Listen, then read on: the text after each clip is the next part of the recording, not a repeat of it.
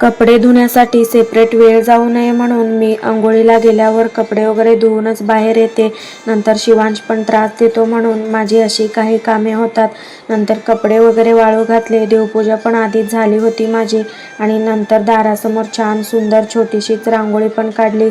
नंतर माझ्यासाठी छान फक्कड असा चहा ठेवला.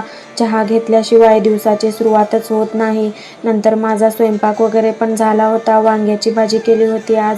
पप्पाला सोडायला तर रोज जायचंच असतं आम्हाला पप्पाचं टिफिन घेऊन. नंतर संध्याकाळच्या वेळी आम्ही दोघं मस्त असं आवरलो होतो. बघा कसा हाय करतोय शिवांश. आणि मी मात्र आज चहा स्किपच केला होता. मस्त अशी आळीव केली होती आज. मला खूप आवडते आळीव. नंतर स्वयंपाकात आज खूप दिवस झालं साधं डाळ काही बनवले नव्हते म्हणून आज सिंपलच डाळ कुकरला लावून घेतली. आणि त्यासोबतच आज शेवयाची खीर पण बनवायचा होता.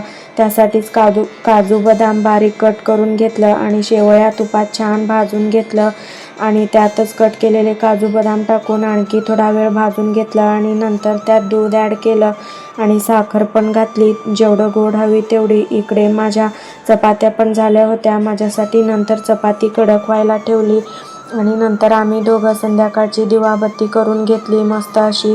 शिवांशला शुभंकरोती पण म्हणवली आणि नंतर शिवांशला जेवू घातलं.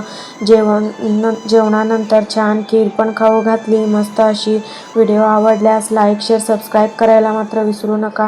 भेटू आपण उद्याच्या व्हिडिओमध्ये. तोपर्यंत बाय बाय.